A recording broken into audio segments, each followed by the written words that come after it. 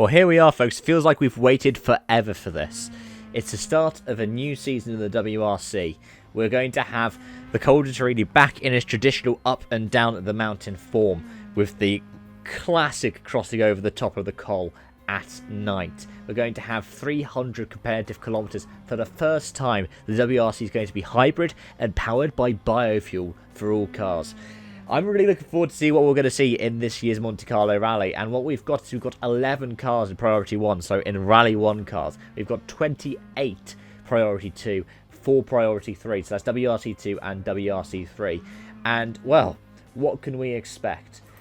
It's really hard to say what we can expect going into this, because at the end of the day, there are just so many unknowns. Although Ford was the first one out the starting block with a modified Fiesta being its first kind of 2022 challenger, it then unveiled a Puma before Toyota started testing the Yaris and way before Hyundai started testing the i20N. But at the same time, although M Sport has gotten the first one out the blocks in terms of testing, and they usually start off the era really well, after all they sacrificed the last 2 seasons of the main WRC to be able to just develop this hybrid car, look at who you've got in the other cars. Sure, Ford have Sebastian Loeb, the undisputed, well, probably disputed as well, but in my opinion, the undisputed greatest of the WRC.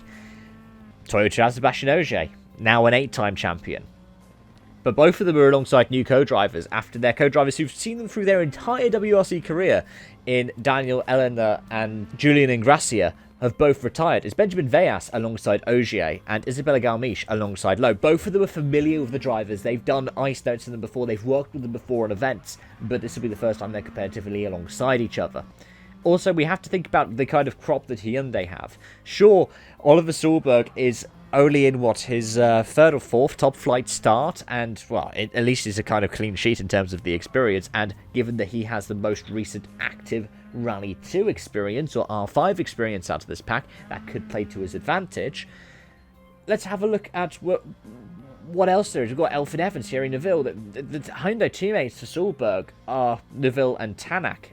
And with the championship now going to be, for the first time, well, since 2019, of course, not going to a Frenchman named Seb, but it's guaranteed to not go to either of them for the first time since 2004. Whereas, 2019, Oitanak took it down to the wire to get his title. It's... oh, wow. It's going to be such a championship. We can't really predict what's going to happen. I reckon we're going to have maybe 2 cars break down in the event. In terms of the Rally 1 cars. I can't tell you which manufacturer it's going to be. I think they might both be of different manufacturers, but I think 2 cars are going to break down. I think that we will see all 3 manufacturers in the top 5. Potentially all 3 on the podium. And, yeah, I think that Gus Greensmith could full well pick up his first stage win at the Monte. I know that might sound like a bit of a tall order, but I reckon that there is going to be at least one M Sport stage. I think all 3 manufacturers are going to pick up stage wins. I reckon, in terms of M Sport, I reckon that Formeau could do well, but I also reckon that Greensmith's going to come into this season with a point to prove. Let's talk about WRC2, because WRC2 is all over the place now. You've got WRC2 Masters for the kind of veterans of the sport. You've got WRC2 Junior for people who haven't finished at the top of WRC2 or WRC3. And then we've got the WRC2 kind of main categories as well. It's weird how this all works out. But we've got Andreas Mikkelsen back again. You've got Balaccia in a TalkSport Fabia as well. I believe Greisen is, and I think Ingram is, but I can't remember that off the top of my head. Probably the biggest name that is coming into the entry is Freddie Loix. Fast Freddie coming back to the WRC for the first time in nearly 18 years. It was, was it Spain 2004? Was Fast Freddy's last visit to the top flight of rallying. And he said he's there just for fun. Got Oliver Bury in the entry list in a Polo. And you've got a mix of the kind of old and new. Eric Kai is in a Fiesta Rally 2. Gregoire Munster is in an i20N. We've seen him previously in the i20 R5, so the previous generation of car. But it is almost a kind of who's who of Rally 2.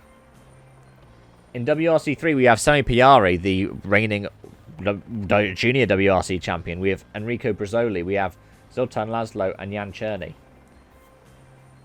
Jan Černý is quite a familiar name, especially if you're following like the European circuits rallying. Same PR, of course, youngest JWRC champion.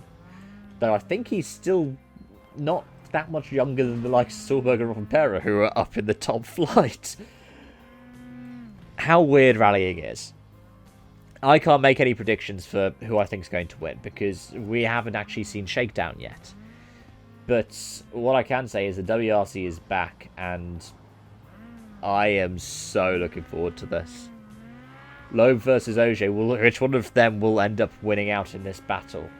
Who will emerge as a strong title contender, and can we trust the Monte Carlo to produce that kind of result? At the end of the day, Ogier's run brilliantly there all through the pass. Neville has run strong as well. And there are some people who are saying they might not use the hybrid particularly much because, well, with the amount of snow and ice, you're going to want to keep control of the car rather than having the best part of 530 brake horsepower under your foot. And let me know your thoughts in the comment section down below. Thank you so much for watching. I hope to see you again soon. Bye for now.